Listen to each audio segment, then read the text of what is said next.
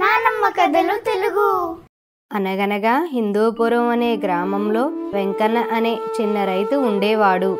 అతనికి భార్య సరళ, రాజా రమ్య అనే 2 పిల్లలు ఉన్నారు. వెంకన్న ప్రతిరోజు తనకున్న అరెకరం పొలంలో పనిచేస్తూ కూరగాయలు పండిస్తూ వచ్చిన ఆదాయముతో జీవనం కొనసాగించేవాడు. సరళ చాలా ఉత్తమురాలు. ప్రతిరోజు భగవంతుడిని ఆరాధిస్తూ ఇరుగు పొరుగు వారికి తనకు తోచిన సాయం చేస్తూ ఉండేది. వెంకన్న దానికి విరుద్ధంగా తన పూర్వీకులను పెద్దలను తిట్టుకుంటూ ఉండేవాడు. వాళ్ళు అలా దాన ధర్మాలు చేయడం వల్లే నా కుటుంబం ఈ పరిస్థితుల్లో ఉన్నదని ఎప్పుడూ బాధపడుతూ ఉండేవాడు. ఒకరోజు సరళ పక్షులకి నూకలు వేస్తుంటే అది చూసిన వెంకన్న, ఏం చేస్తున్నావు సరళ? పక్షులకి నూకలు వేస్తున్నానండి. చాలు చాలు, మా పెద్దలు చేసిన దాన ధర్మాలు పుణ్యాలు చాలు. నువ్వు పక్షులకి నూకలు వేస్తూ ఇరుగు పొరుగు వారికి సాయం చేస్తూ పోతే మనం వీధిన పడతాం. అలా అనకండి. మన పెద్దవాళ్లు చేసిన దాన ధర్మాలు పుణ్యాలు వల్లే ఇలా అయినా ఉన్నాం. ఏదో ఒక రూపంలో మన పిల్లలకైనా కాపాడితే చాలండి. నువ్వు ఎన్నైనా చెప్పు సరళ, నేను నమ్మను అంటూ పొలం పనికి వెళతాడు. అలా కొన్ని రోజులు గడిచాయి. పొలంలో ఒకరోజు దుక్కు దున్నుతుంటే నాగలికి ఏదో తగిలింది అని ఆశ్చర్యంగా చూస్తాడు. అప్పుడు నాగలిని పక్కకి జరిపి చూసేసరికి ఏమిటి ఇది అంటూ మట్టిలో నుండి కుండను బయటకు తీస్తాడు. అప్పుడు బయటకు తీసిన కుండను చూస్తూ, ఇది చాలా పురాతనమైనదిలాగా ఉంది. దీనిని చూస్తుంటే రాజులు పరిపాలనలో వాడిన వస్తువులా ఉంది. దీనిలో ఏముందో, వజ్రాలో వైడూర్యాలో అని చూడబోతూ, వద్దు వద్దు, ఇక్కడైతే ఇరుగు పొరుగు వారికి తెలిస్తే గోలగా ఉంటుంది. దీనిలో ఏముందో ఇంటికి తీసుకెళ్లి చూస్తాను. మా ఇంటి దగ్గరైతే ఎవ్వరికీ తెలియదు అని కుండను తలపై పెట్టుకుని ఇంటికి వచ్చేస్తాడు. సరళా సరళా సరళా! అబ్బబ్బా, వస్తున్నానండి. ఇప్పుడేగా వెళ్లారు, ఏమైంది? అప్పుడే వచ్చేశారు?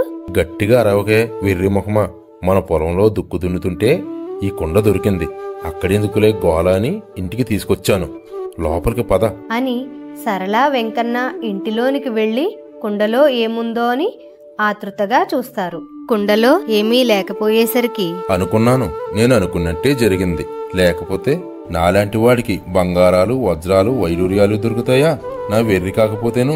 ఇంకెందుకు, ఈ మట్టి కుండను తీసి బయట పారాయి. అనవసరంగా పని మానేసి దీనిని మోసుకు వచ్చాను. అయ్యయ్యో, అలా అనకండి. మన పొలంలో దొరికింది కాబట్టి అది వట్టి కుండైనా మట్టి కుండైనా విలువైనదే. ఉంచండి, ఆ కుండలో ఏ నీళ్లైనా పోసుకోవచ్చు. ఎలాగో అలా చెయ్యి అని వెంకన్న పొలానికి వెళ్లిపోతాడు. మరుసటి రోజు ఉదయం, ఏవండి, తాగడానికి నీళ్లు లేవు, చెరువుకు వెళ్లి నీళ్లు తీసుకురండి. అలాగే సరళ అని వెంకన్న చెరువుకు వెళ్లి నీళ్లు తీసుకువచ్చేసరికి ఇంటిలోంచి నీరు కాలువలాగా పారుతూ ఉంటుంది. అది చూసిన వెంకన్న, ఏమిటిది ఎర్రిబోగులుది? నీళ్లు లేవన్నది, ఇంటిలోంచి ఇన్ని నీళ్లు వస్తున్నాయి, ఎక్కడివి అనుకుంటూ సరళా సరళా అని పిలుస్తాడు. అబ్బబ్బా, వస్తున్నానండి అంటూ సరళ పెరట్లో నుండి వస్తుంది. ఏంటది సరళా? ఏమిటండి?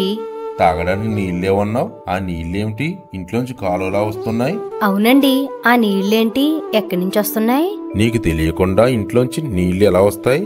ఏమోనండి, మీరు నీళ్లు తెస్తారు కదా అని గోన ఖాళీ చేసి అందులో కొన్ని నీళ్లుంటే ఆ కుండలో పోశానండి, అంతే. అప్పుడు వెంకన్న సరళ కుండను దానిలోంచి వచ్చే నీరును చూస్తూ ఆశ్చర్యంగా ఉండిపోతారు. కొద్దిసేపటి తర్వాత, ఏదో మాయాకుండలా ఉందే సరళ, కొన్ని బియ్యం తీసుకురా. బియ్యం లేవండి, నిండుకున్నాయి. ఎన్నుంటే అని తీసుకురావే. ఇవిగో అండి, ఈ గుప్పెడు మాత్రమే ఉన్నాయి. వెంకన్న పిడికెడు బియ్యాన్ని తీసుకుని ఆ కుండలో వేస్తాడు. ఆశ్చర్యంగా ఆ మాయా కుండలోని బియ్యం అమాంతం పెరగడం చూస్తారు. ఏమండి, ఈ కుండలో నీళ్లు పోస్తే నీళ్లు పెరిగాయి, బియ్యం పోస్తే బియ్యం పెరిగాయి, డబ్బులు వేస్తే డబ్బులు కూడా పెరుగుతాయంటారా? ఓహో, నీ బుర్ర కూడా పనిచేస్తుందే. ఇంకెందుకు ఆలస్యం, వెళ్ళు వెళ్ళు, ఏమైనా చిల్లర డబ్బులుంటే తీసుకురా. సరళ వెంటనే వెళ్లి కొన్ని చిల్లర డబ్బులు తీసుకువచ్చి వెంకన్నకి ఇస్తుంది. వెంకన్న ఆ చిల్లర డబ్బులను ఆ మాయాకుండలో వేస్తాడు. అమాంతం కుండ నిండా డబ్బులు పెరగడం గమనించి, సరళ, ఇదేదో మాయలా ఉంది. మన అదృష్టం బాగుంది, మనకి ఏ దిగులు ఉండదు. అని అంటాడు. అవునండి, నేను చెప్తే విన్నారా? ఆ దేవుడు దయ వల్ల, మన పెద్దవాళ్ళు చేసిన దాన ధర్మాల వల్ల మనకిప్పుడు ఈ అదృష్టం కలిగింది. చేసుకున్న వాళ్ళకి చేసుకున్నంత అంటారు, ఇదేనేమోనండి. అవును సరళ, నువ్వు చెప్తే ఏదో అనుకున్నాను. భగవంతుడు మనల్ని ఈ రూపంలో కరుణిస్తాడని అనుకోలేదు అని అంటాడు. అప్పుడు ఆ మాయాకొండ ప్రభావం వల్ల వచ్చిన ధనముతో వెంకన్న కష్టాలన్నీ తీరిపోతాయి. వెంకన్న కూడా ప్రతిరోజు దేవుణ్ణి ప్రార్థిస్తూ ఇరుగు పొరుగు వారికి సాయం చేస్తూ ఉంటాడు. అలాగే వెంకన్న మంచి ఇల్లు కట్టుకుని భార్యా పిల్లలతో సంతోషంగా జీవిస్తాడు. ఒరే మనవళ్ళు మనవరాళ్ళు, వీడియో చూసి వెళ్ళిపోకండ్రా, ఒక లైక్ కొట్టండి. అలాగే మీ స్నేహితులకి బంధువులకి షేర్ చెయ్యండి. సబ్స్క్రైబ్ కూడా చెయ్యండి. మర్చిపోయాను, పక్కనే ఉన్న గంటను కూడా కొట్టండి. అప్పుడే నేను చెప్పే ప్రతి కథ మీరు వినడానికి చూడడానికి బాగుంటుంది.